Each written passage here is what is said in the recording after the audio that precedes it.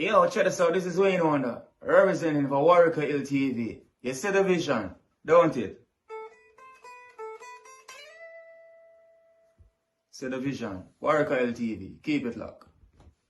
Now, I'm gonna tell you. We, us as bloggers, these are the issues that we need to address. You understand what I say? You see? Set the path for the youth, Share, like, and subscribe, and stay tuned to the channel. I don't know all this. Yes, I. Greetings in the mighty name of His Imperial Majesty Emperor Haile Selassie the First, and all things that's good. Welcome once again to the channel. See? Welcome viewers and subscribers. Viewers, if you like the content, subscribe and make it help grow the platform. You know, see? And like the video as well, you know? If you like it, like it. Yeah, literally press the like. See? So we give thanks. So, big up yourself, Jabi, seeing, with the chronicle of the hot stepper, seeing, yeah, hot, you know, see, real life, from real life memories, the history of Kingston, how the West was really won, you know, see it, seeing, so, as them say, a Black History Month and thing like that, you know, we don't regard that because Black History can it take far more than a month to deal with Black History. To deal with any history, as a matter of fact, you know, see it. Why is there no month for anybody else's history? You know, why is that they kind of feel condescending to me somewhat? Again, you're not taught the real history. You only stop it right at slavery. You know, you just remind us about slavery, nothing else about us before slavery. Why it's so acceptable for stop thing at that degrading level?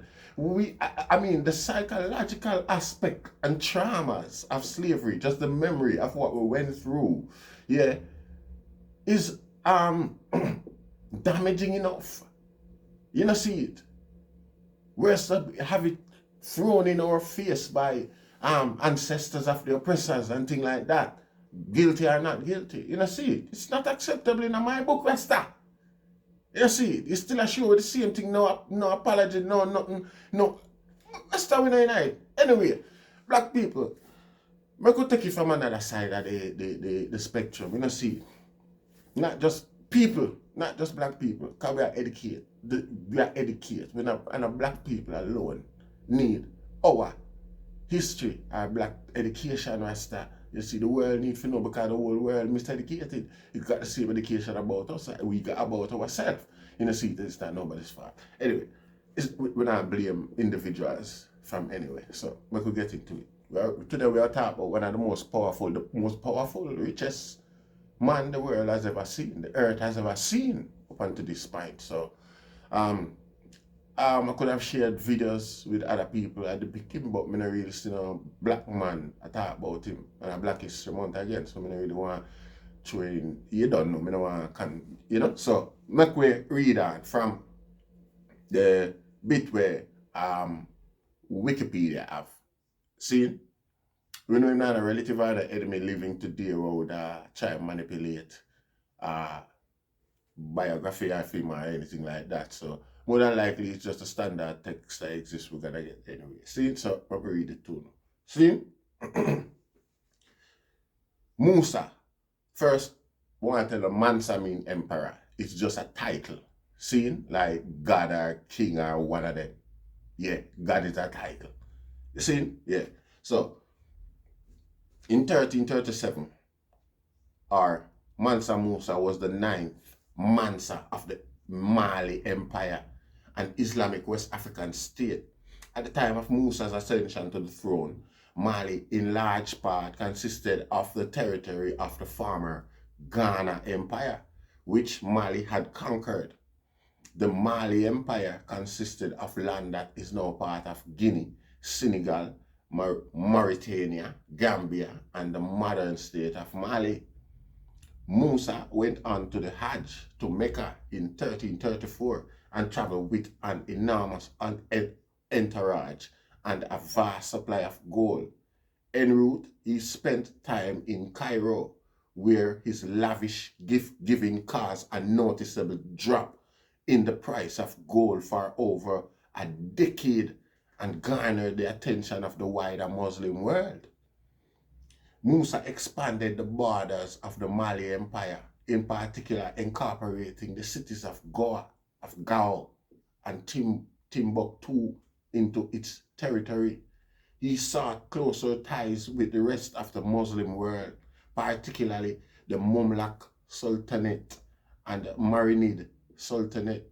He recruited scholars from the wider Muslim world to travel to Mali, such as the Andalusian poet Abu Ishaq al-Sahili, and helped establish Timbuktu as a center of Islamic learning. His reign is associated with numerous construction projects, including part of the Jungle Mosque in Timbuktu. Musa's reign is regarded as the apogee of Mali's power and prestige. He has often been called the wealthiest person in history, though his wealth is impossible to accurately quantify, and it is difficult to meaningfully compare the wealth of historic figures. Mansa Musa's personal name was Musa, Arabic Romanized Musa, the Arabic form of Moses, ruler or king in Mande, was the title of the ruler of the Mali Empire. It has also been translated as conqueror and priest king. In oral tradition, the Timbuktu Musa known and the Timbuktu chronicles, Musa is known as Kanku Musa in Mande tradition. It was common for one's name to be prefixed by their mother's name. So the name Kanku Musa means Musa, son of Kanku, although it is unclear if the genealogy implied is literal. He is also called Hiji Mansa Musa in oral tradition in reference to Hajj. As he was a member of the Keita dynasty, he is also called Musa Keita. In the Songhai language, ruler of Mali such as Musa were known as the Mali Koi, Koi being a title that conveyed authority over a region. In other words, the ruler of Mali. Alright, so I could take a little time and go down there. See, that are the name and title. See, lineage and ascension. We don't want that. We are going on the pilgrimage. See, Musa was a devout Muslim, and his pilgrimage to Mecca, also known as Hajj, made him well known across northern Africa and the Middle East. To Musa, Islam was an entry into the cultured world of the Eastern Mediterranean. He would have spent much time fostering the growth of the religion within his empire. Musa made his pilgrimage between 1324 and 1325, spanning 2,700 miles. His procession included 60,000 men, all wearing brocades and Persian silk, including 12,000 slaves who each carried 1.8 kilogram, 4 pounds of gold bars, and heralds dressed in silks who bore gold staffs, organized horses, and handled the bags. Musa provided all necessities for the procession, feeding the entire company of men and animals. Those animals include 80 camels, which each carried 23 to 136 kilograms, 50 to 300 pounds of gold dust. Musa gave the gold dust to the poor he met along his route. Musa not only gave to cities he passed on the way to Mecca, including Cairo and Medina, but also traded gold for souvenirs. It was reported that he built a mosque every Friday. Musa's journey was documented by several eyewitnesses along his route who were in awe of his wealth and extensive procession. and record exists in a variety of sources, including journals, oral accounts, and histories. Musa is known to have visited the Mamluk Sultan of Egypt, Al-Nasir Muhammad, in July 1324. Because of his nature of giving, Musa's massive spending and generous donation created a massive 10-year gold recession in the cities of Cairo, Medina, and Mecca. The sudden influx of gold devalued the metal significantly. Prices of goods and wares became greatly inflated. This mistake became apparent to Musa, and on his way back from Mecca, he borrowed all of the gold he could carry from money lenders in Cairo at high interest. This is the only time recorded in history that one man directly controlled the price of gold in the Mediterranean. Some historians believe that Hajj was less out of religious devotion than to garner international attention to the flourishing state of Mali. Al-Umari, who visited Cairo shortly after Musa's pilgrimage to Mecca, noted that it was a lavish display of power, wealth, and unprecedented by its size and pageantry. The creation of a recession of that magnitude could have been purposeful. After all, Cairo was the leading gold market at the time, where people went to purchase large amounts of gold. In order to relocate these markets to Timbuktu or Gao, Musa would have to first effect Cairo's gold economy. Musa made a major point of showing off his national wealth. His goal was to create a ripple, and he succeeded greatly in this, so much that he landed himself and Mali and the Catalan Atlas. See?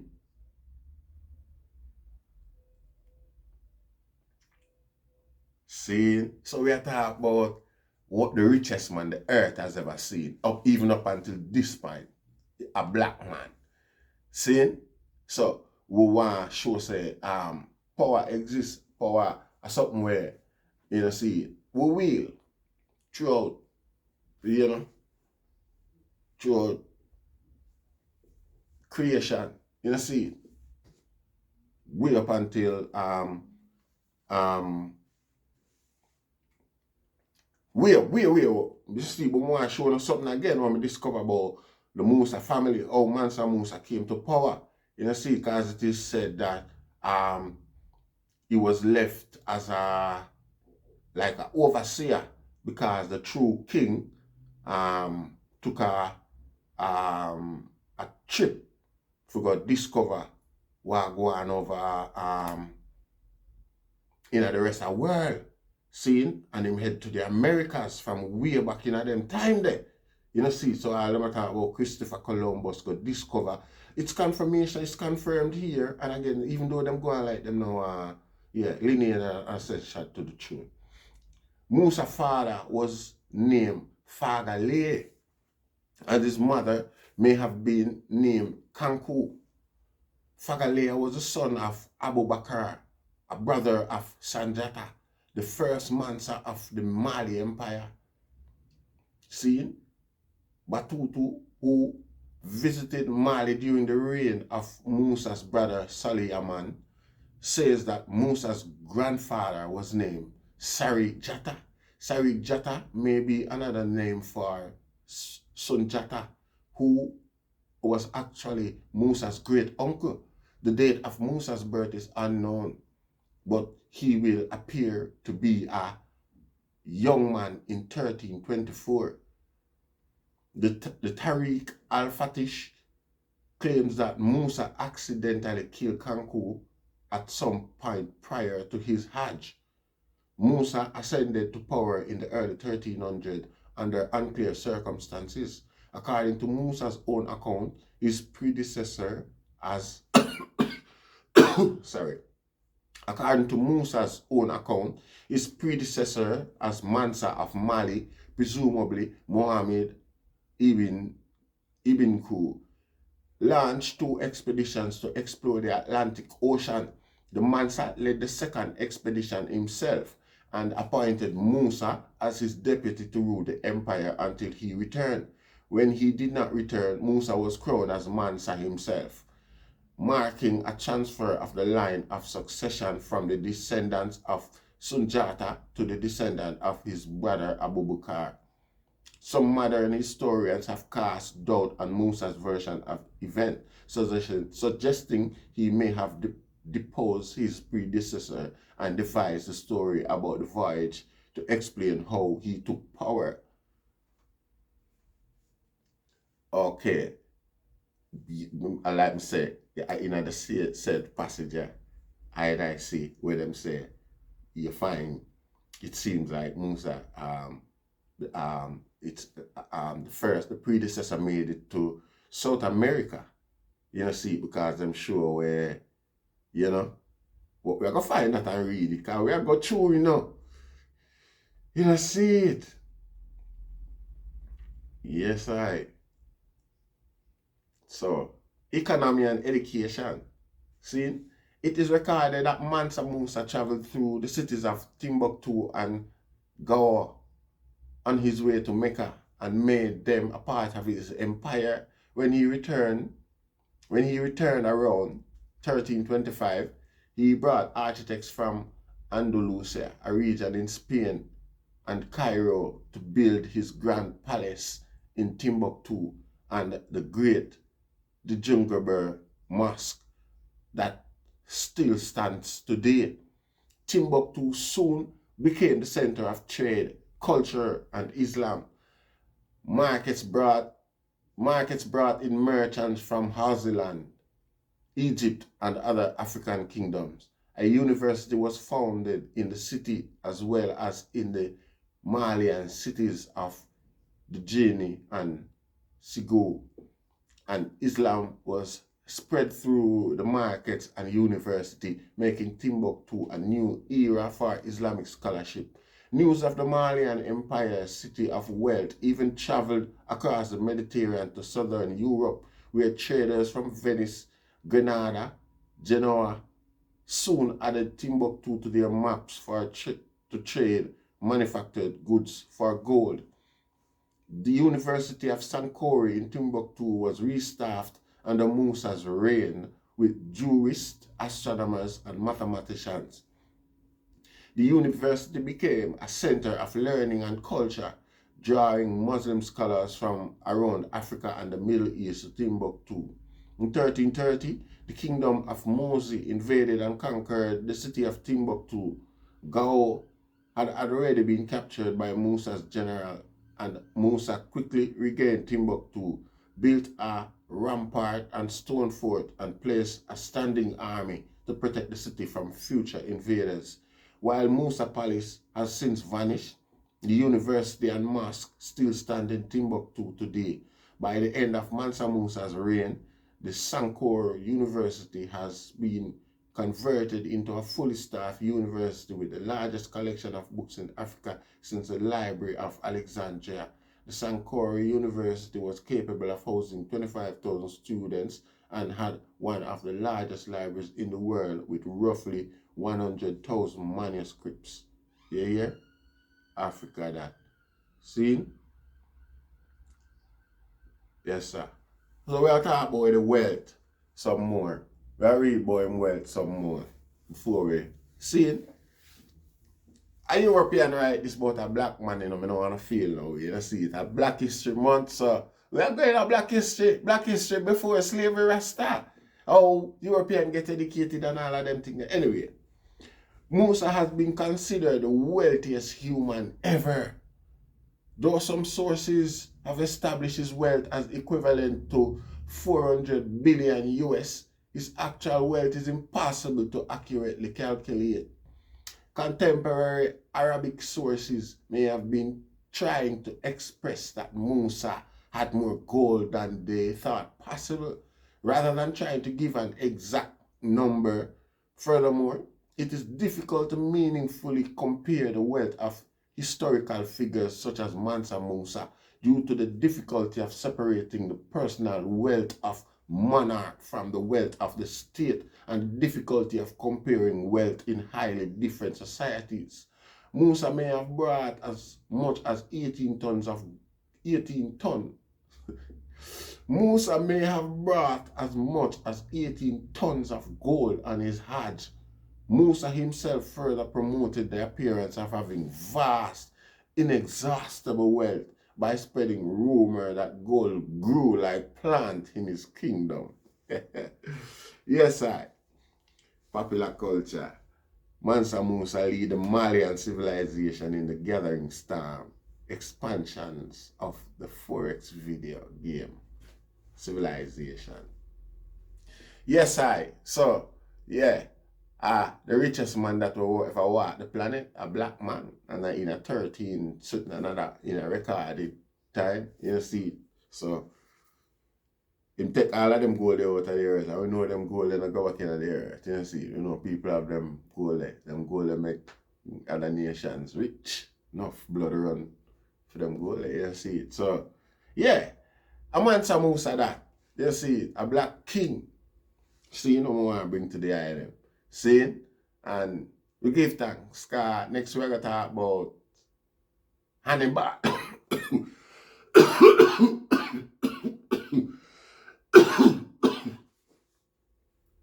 Pardon me. Yeah, next we're going to talk about Hannibal. You see, give thanks. Share, like, and subscribe. Now Rastafari name.